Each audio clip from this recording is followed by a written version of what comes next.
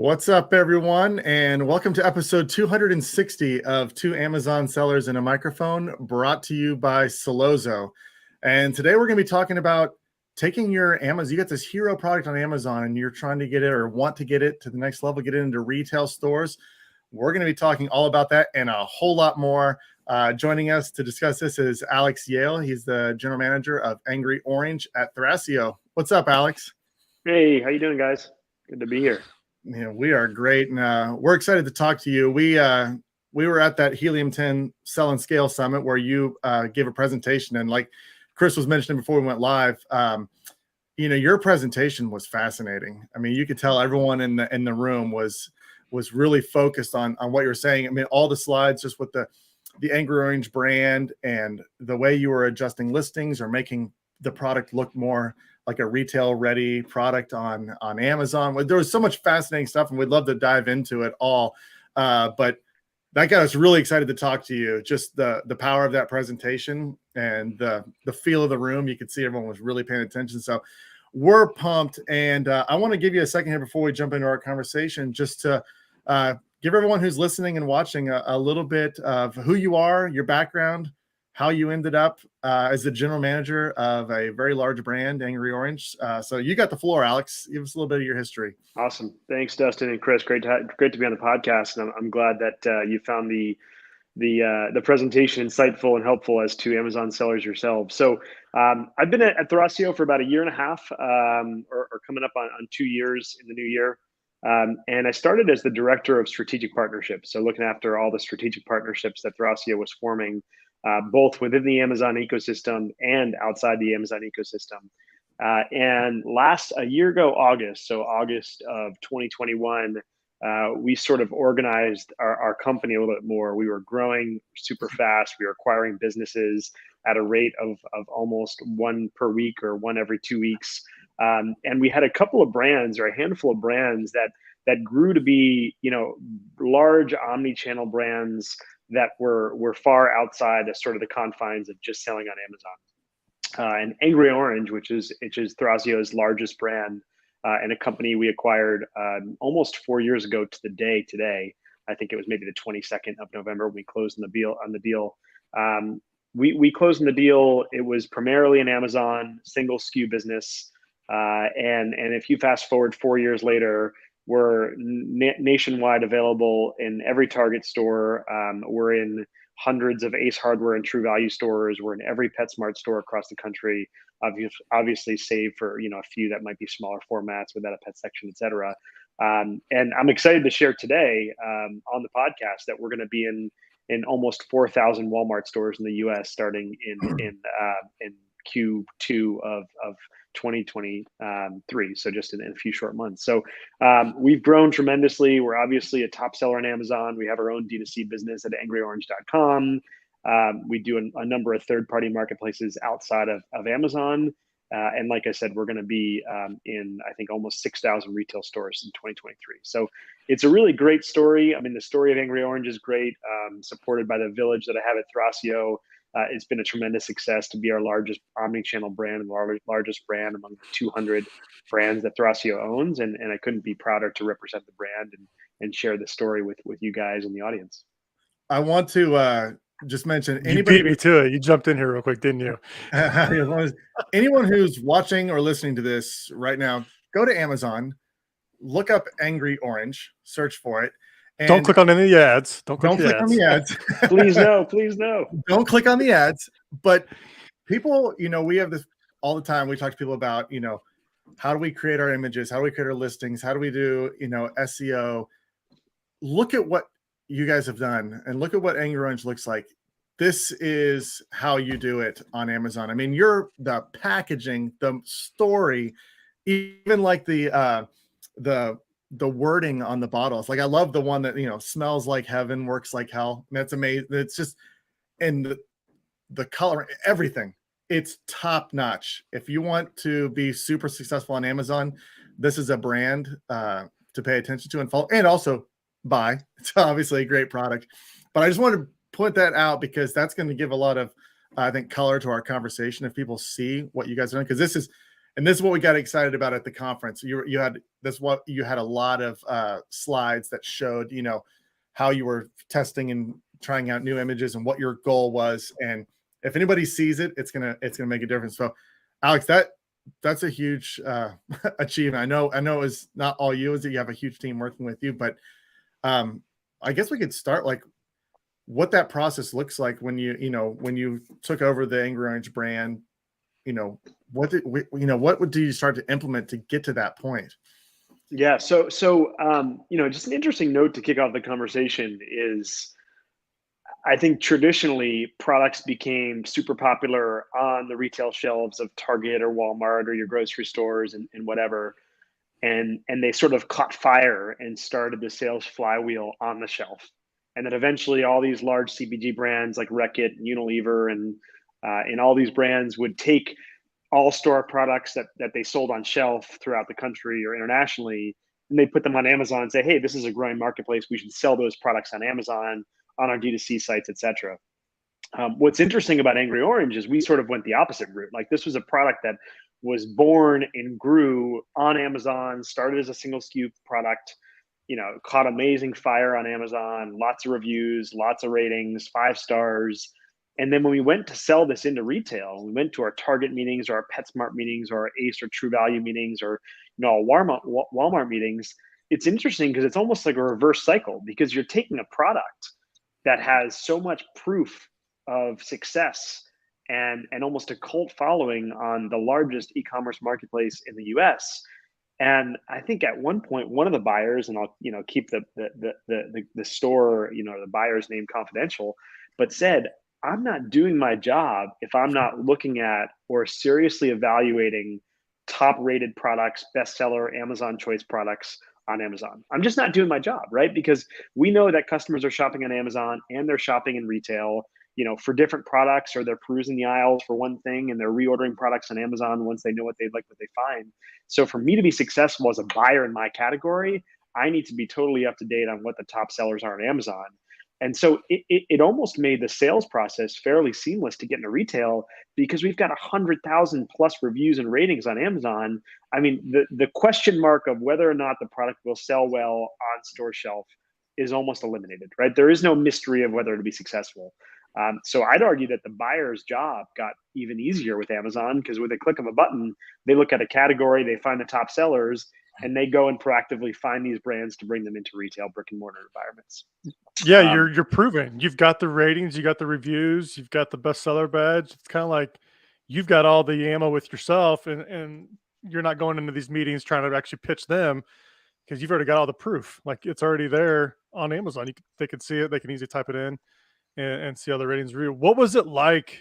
And this may have been before you started with the company, but when you first acquired Angry Orange, like, how did that even get on your radar? How did that brand get on the radar? What were they doing well that caught your attention? Like, what were they doing that made you guys want to acquire them?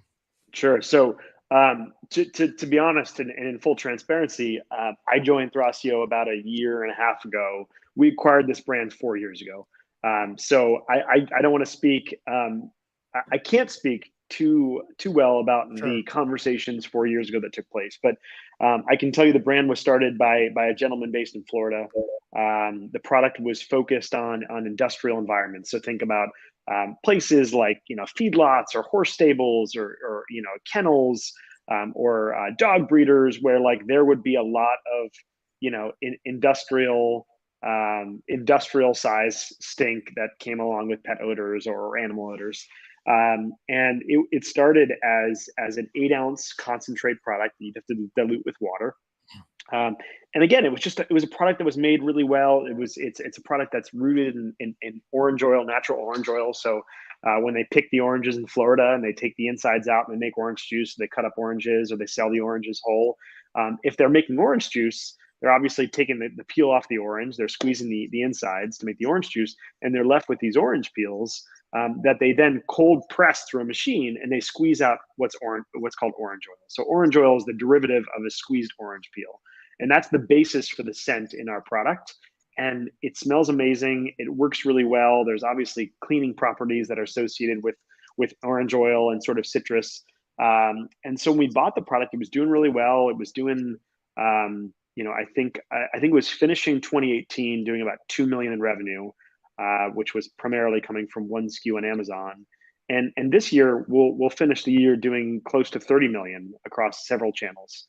Just 4 years later, and we've got about a dozen products compared to the one we bought. So I can assure you that I don't know what the seller is doing today, but I know, I believe when he sold the company to us in November of 2018, he promptly went out and maybe bought a new fishing boat or took a month with his family in Hawaii. And I'm not sure what he's up to these days, but I'm sure he hopefully is a fan of what we've done with the brand and seeing it on shelves near him.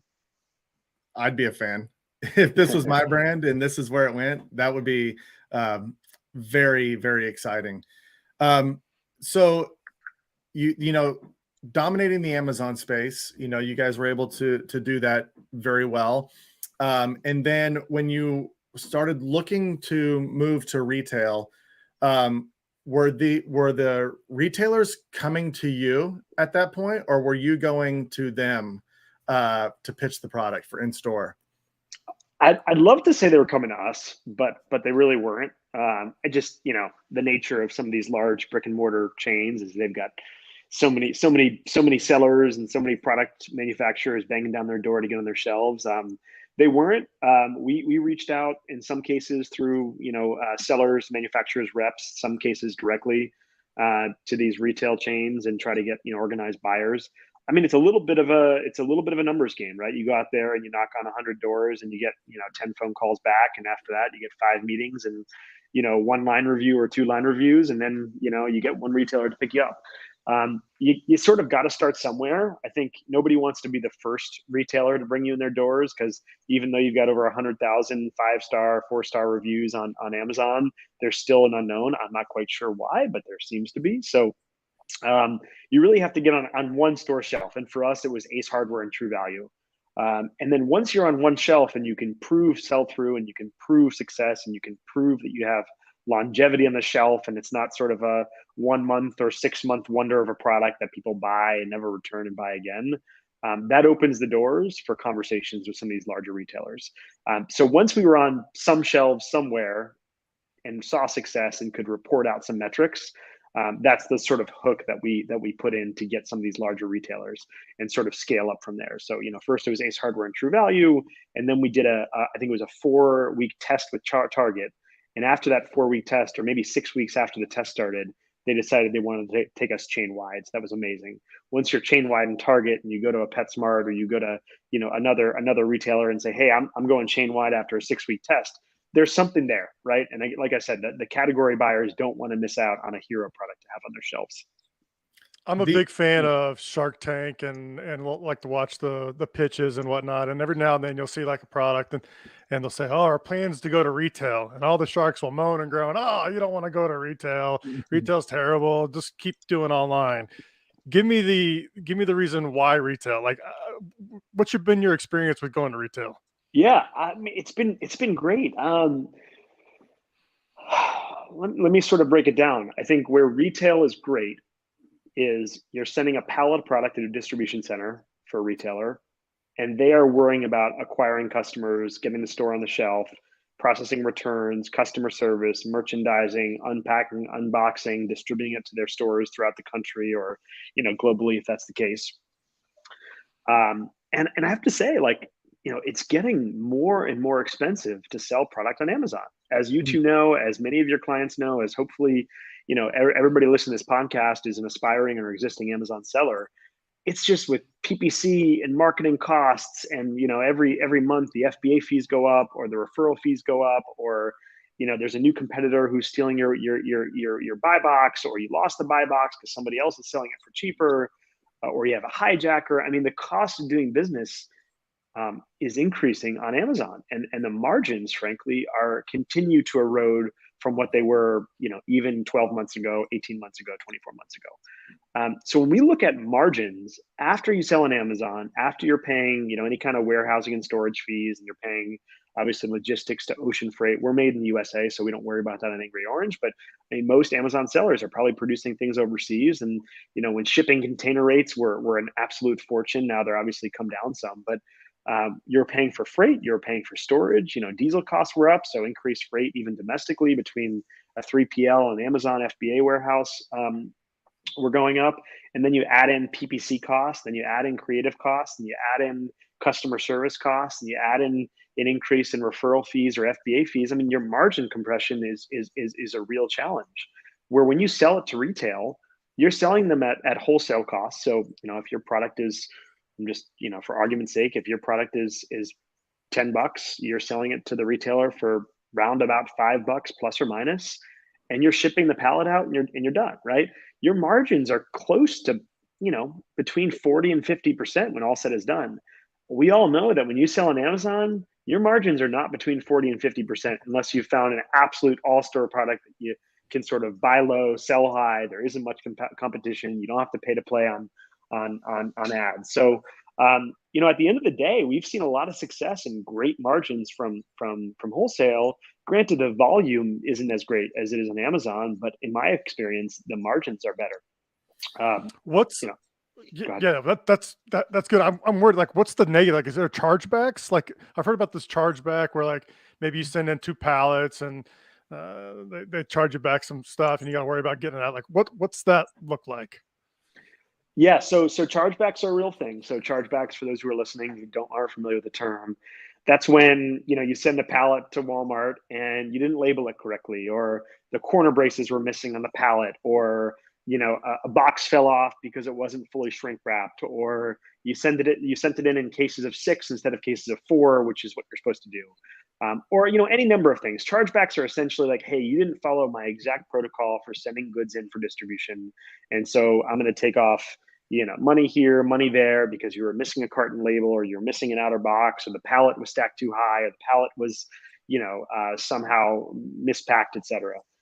So chargebacks are real. I mean, I think when you're starting retail for the first time, and it's a relatively immature business, you're going to make mistakes. You're going to miss a requirement that Walmart set forth, or Target set forth, or you're going to ship it wrong, or you're going to unschedule. You're not going to schedule the right appointment, or you're going to send it in with the wrong carrier that's not on their preferred carrier list, and they're going to ding you. Let's just say you sent them $5,000 worth of goods and you made 3 mistakes. They might take off $500 or more or less for your mistakes. But I think once you get through those growing pains and you start to get in a better rhythm or cadence, or you learn from your mistakes of, hey, oops, I forgot the label on this side of the carton and I got charged money for it, you work those out. So yeah, they're a real thing. They can cost you money up front, but I think if you work with a 3PL who has retail experience and retailer specific experience, like if you work with a retail 3PL who's worked with Walmart, who's worked with Target, who's worked with Kroger, and you're selling to those folks, they know what needs to be done, how it needs to be packaged and palletized to ship. And if you screw up, you learn from it and you fix it. So I don't think it's like a constant thing. And if it is, I think you have other supply chain problems you probably need to deal through. So let's say I get into retail. Like I like to go fast and break stuff. Like I don't like to have like a SOP in line. I want to keep going, and then I'll figure out the SOP later. Like I want to get stuff going. So let's say I get into Target. Target says, great, we're going to take 5 pallets of your item, but I don't have the manpower to do all this like type of sending 5 pallets and making sure I got all the labels on it. So are there 3PLs out there that are just specifically for retail, like distribution Absolutely. only? Yep. Okay. 100%. So we use a 3PL, and we use one 3PL that's only for our retail business. So we ship them pallets of product per their specifications, and they essentially break down pallets as necessary and form pallets for Target or for PetSmart, or we sell on Chewy, so they will case and box products for Chewy. So that's exactly right, Chris. Like you don't have to be an expert in all that stuff if you're operating out of your basement, which I hope if you get a Target PO, you're not operating on your basement. But but if you just have a slim team and you have a small warehouse and you can't possibly do all these things and meet the requirements, I would recommend going to a 3PL who has proven retail experience, who works with customers like Target or Walmart or whoever you're selling to, who will properly or the best they can, repalletize and ship that product according to specifications and SOPs. I want to go in that a little bit deeper. So if I've got product, I just ship to the 3PL and say, look, Walmart is wanting this PO, Target wants this PO, and Chewy wants this PO. I can give each one of them a different like specification sheet because they're all going to have different wants. And then this 3PL will package according to that sheet, and they just leave from that 3PL. And all I'm doing is sending it to the 3PL, and they take it from there. Correct. Now Awesome. that's going to cost you margin points, of course, right? Sure. So we talked about, like, you sell a good, a wholesale price is $5 on a retail cost of $10, right? Your margin is 50% roundabout. Maybe it's 40, 50. When I said 40 to 50, I mean, I'm accounting for, hey, you might get charged, a handful of basis points to do that repackaging. So there are costs associated, Chris, with using these 3PLs, of course. But that's sort of the cost of doing business, especially if you've got a pretty scrappy team or a small team who doesn't want to handle all those things.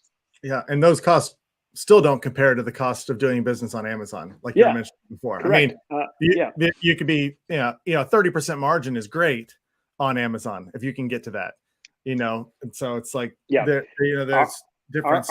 Our wholesale or brick and mortar retail margins are north of 40%, which would be a dream on Amazon. And that's after we consider chargebacks. That's after we consider a 3PL for retail purposes. That's after we consider, even some co-op marketing and things like that. Sometimes when you get on shelf, a retailer will ask you basically to pay for the markdowns of the item you're replacing. So let's say that we had like Dustin's odor eliminator that was on the shelf in Target, and they were like, yeah, it's kind of a poor performer.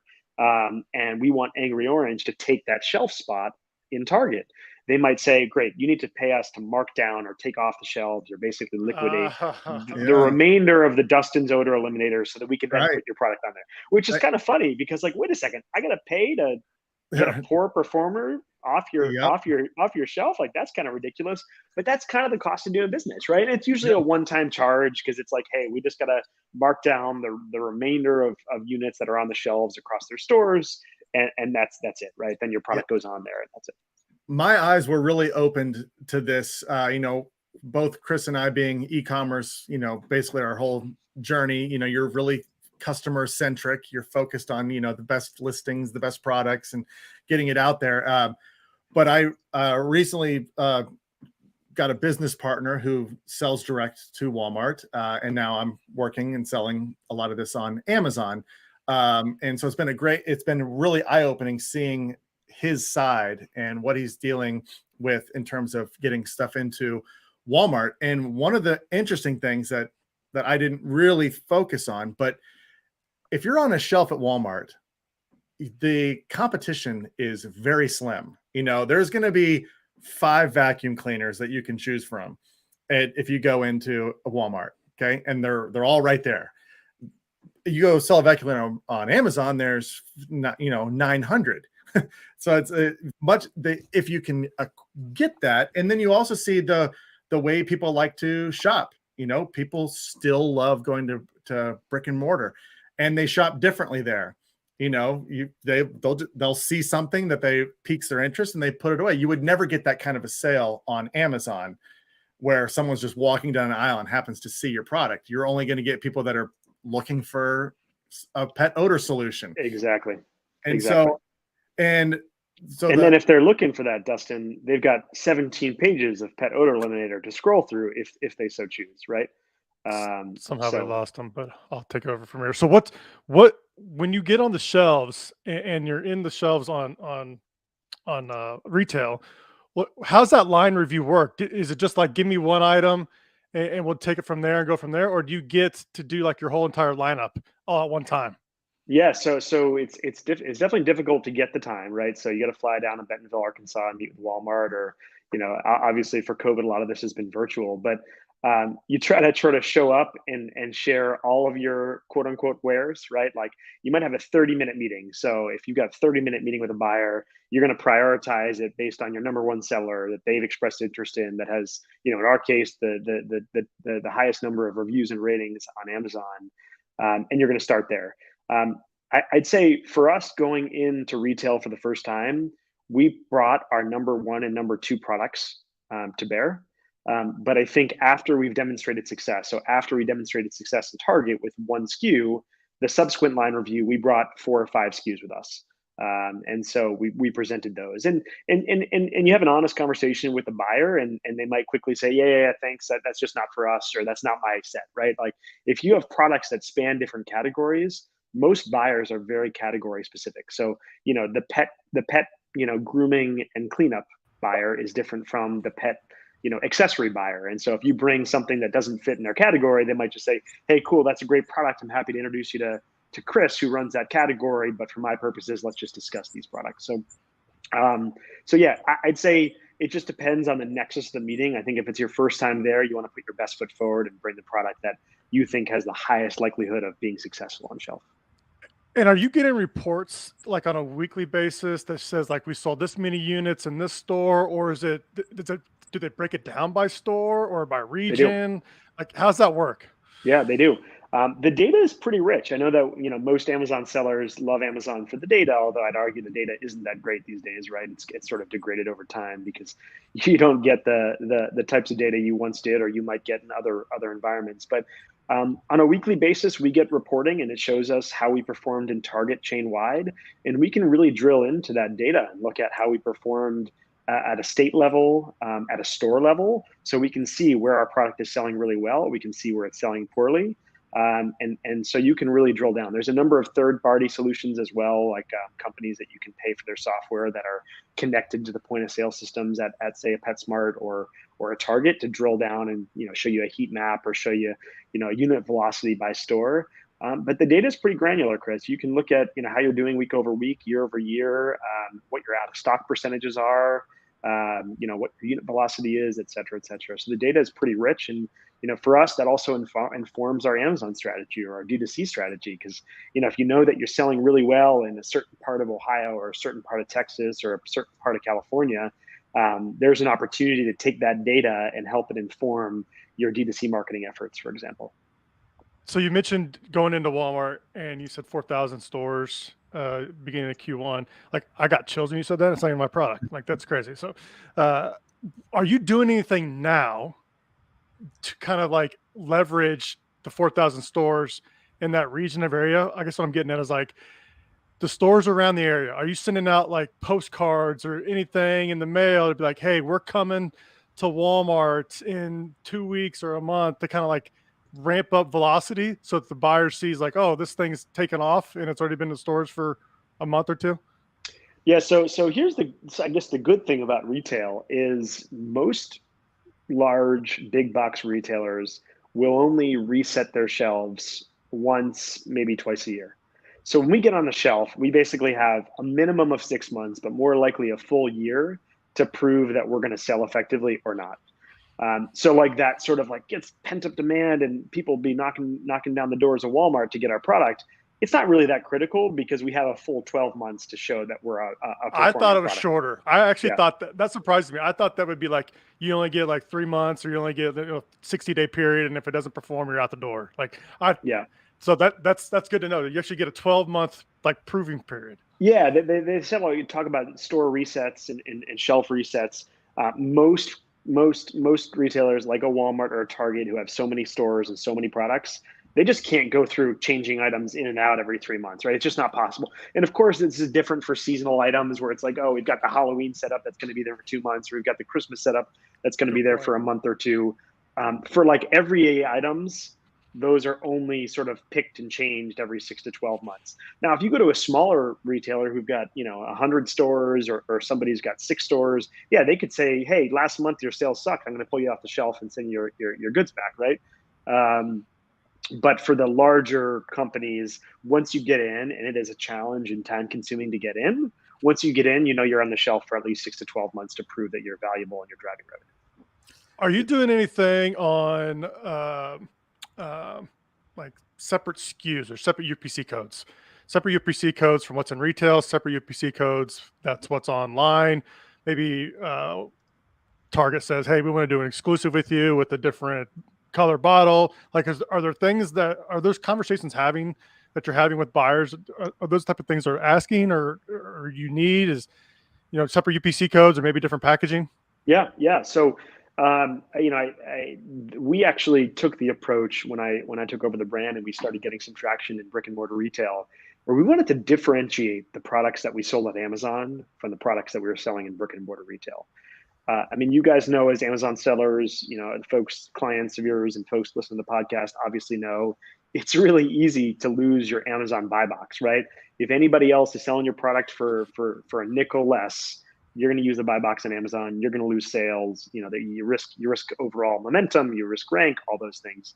And so for us, to lose the leverage on Amazon, to not add coupons or not add PEDs or not run lightning deals or not run top deals.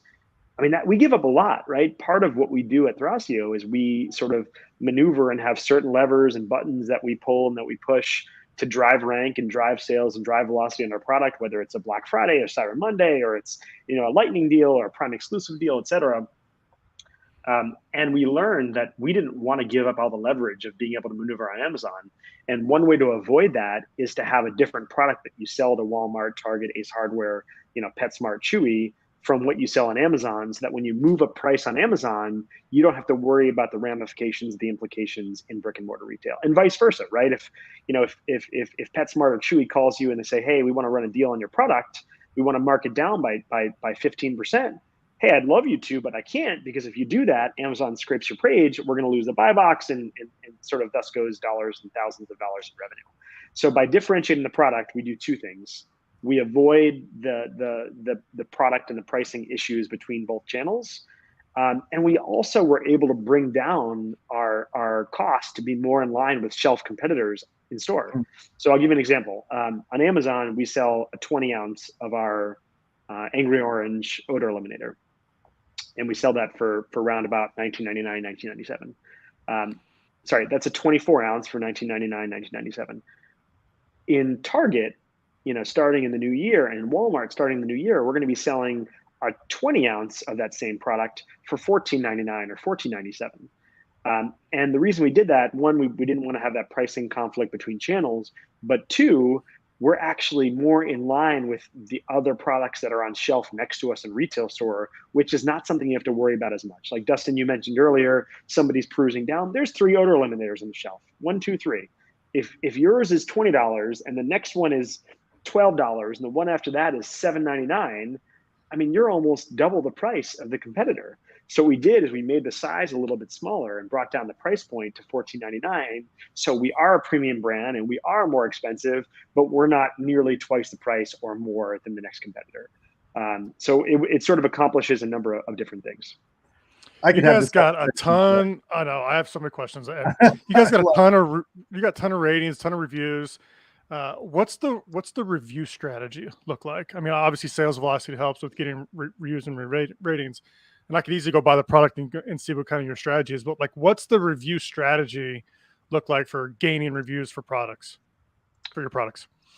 Are you talking about Amazon or? Yeah, Amazon. Excuse me. Yeah, sorry, Amazon. Because you got 100,000, 65,000. What are you doing here? How do you get all these? It's a great question, Chris. To be honest, we sort of scratch our heads and wonder the same thing. I think we have a little bit of a cult following. Like, people who like our product love our product. I actually remember down at we were at a pet trade show in Vegas a couple of months ago, and I was checking in and getting my badge at the trade show. And company you're from, Angry Orange. Oh my God, I use Angry Orange. I love that stuff. That stuff's the best. I was just checking in at the conference. I was like, getting my ID and getting a badge printed out, and this person's like, oh my God. And then the lady who was working 3 stations over was like, oh, you're from Angry Orange? I use that stuff. I love it. And so, if somebody's like, oh yeah, I'm from Windex, I'm not like jumping out of my chair being like, oh my God, I love Windex. It's amazing. It's such a fantastic product, et cetera. But for some reason, people just love our product. And certainly we have bad reviews and people don't like the citrus smell, or it's overpowering, or it's this, that, and the other. But by and large, people who like our product love our product. And I think that has led to an increased review velocity. When we look at the review velocity over some of our competitors, for every sale or every 10 sales, we get X number of reviews, and that's 20% more than the competitor. And I think that's just because of our branding. It's because of the orange color. It's because of the citrus scent. So I think people just really love the product, and those who are promoters are serious fanatics. And so we get a lot of reviews. And I wish I had a better answer, Chris. I wish there was like a secret sauce to that. Of course, we make sure we focus on rank and all that, but we just get reviewed more. And I can't say the same about even other Thrasio brands in other categories. Insert card at all, hang tag at all? Is there a QR code? Is there like a landing page? Take me here, give me your order ID. I want your email address, nothing like that. You trying to troll me for a suspension issue here, Chris? I'm not trying to. I'm just trying to figure out. We would never do anything that, right? of the sort. Okay, we would never. No. Jokes aside, we don't have an insert. We don't have a QR code. We don't have a hang tag. That goes on in the e-commerce orders. Again, people are just we have a really cult following. Yeah, exactly. I think there's something to be said for that. I mean, obviously people are always concerned, especially new sellers. How do I get reviews and stuff? I think it's as simple as have a good product. I mean, if your product's good, people do it. But to your point, also, the branding and marketing helps. I mean, there's something about your product that looks cool. It's like it's amazing to do that with, something like pet odor spray or odor remover. But there's just, you guys have done an amazing job on the overall branding and like the taglines on the product. It's just kind of cool. It's hip. It's, and I can see that loyalty building. So I think that for anybody who's listening, you can, obviously any sort of review strategy you have can be, there can be a lot of issues with that. It could be against terms of service and all the other things, but the best way is just have a good product. People will talk about it. Yeah. And like you said, Dustin, it is not a sexy product. Covering up pet odors, from just everyday odors to, hey, your pet has an accident in the rug or what have you, that's not the sexy product. And the fact that people are excited about a cleaning and an odor eliminator product is pretty amazing, and it's something we're really proud of. As a pet owner, there's nothing worse than that smell. It's awful. When it hits you when you walk into a house and you're like, oh, it stinks like cat. Yeah. Even worse, you're having your family over Thanksgiving and you're so used to the way that your living room smells or your couch smells. And then your aunt comes over for Thanksgiving and she's like, oh my God, like it smells like dog in here, or in the car, right? So we're about to launch a new product, which is just a 2-ounce version. And this is intended for cars or people who travel with pets on the airplane, or, to keep in your glove box or what have you. Because we've gotten feedback from customers like, hey, we love your product, but it's in a 20-ounce or 24-ounce product. That's not TSA approved. I can't fit that in my glove box, right? A lot of people travel with their pets all over on airplanes or in their cars on a regular basis. So that is another way that we're solving the need of our customers, just adding a size variation that fits in their lifestyle where they take their pets. What's the strategy for this 2-ounce? So let's say this thing goes live tomorrow. What do you guys got to do? Yeah. So, from an Amazon perspective, we're going to launch it on Amazon and our D2C site first. And again, we're following the playbook of what we've always done is, introduce products on Amazon and D2C, let them catch fire, see the reviews, ratings, work out the kinks, whether there are any quality issues or, componentry issues. And ideally, part and parcel to this conversation we're having today, we take that product and we bring it to retail and we say, hey, look, this 2-ounce has been flying off the shelf. We can't keep it in stock. It's perfect for the checkout lane at PetSmart, or it's perfect for the impulse area, right? The travel section at Walmart for people traveling when they buy their little shampoos, their toothpastes or deodorants or what have you. But so interestingly enough, I mean, knowing that the audience here is primarily Amazon sellers, we're going to do a 2-pack on Amazon. It's going to be a shrunk 2-pack on Amazon. And, a little bit of a hack we did, I wouldn't even call it a hack, but, things that we think about is creative thinking. How can we get this product to fit in the Amazon small and light program, right? Small and light. So we get reduced, FBA fees for pick, packing, and shipping. So we've designed a size and a shrink wrap that gets this in the small and light program so we can save on FBA fees and thus drive more profit, even at a price point that's going to be somewhere around $9.99. So we're going to launch it on Amazon. It's going to be a child ASIN. So we're going to benefit from, the parent ASIN's rating and reviews and ranks. And now we're just going to have, different size variations of the same product, and hopefully we'll see success from it.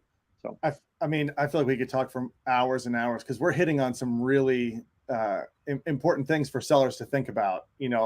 Everything that you're saying is key. It's like, how could, what can you do with your packaging to get better FBA fees on Amazon? What do you do, in retail? And I know we're running up on time, and we've had a blast talking to you. But I want to, before we go, you mentioned early on that you did a to get into Target, there was an initial like test period you were mentioning, and those test periods, is that select stores? Is that just .com? How does that look for someone? Because maybe this could be applicable to a lot of people. How many units? Yeah, Yeah. you know, there's people out there that would like to get into retail, but maybe don't have the same story that Angry Orange has, and like can get a successful deal right off the bat. What did that test period look like, and what metrics did you have to meet? Yeah, so I think Target in the U.S. has 1,900 or 2,000 stores roundabout. And I may be off by 50 or 100, but it doesn't really matter.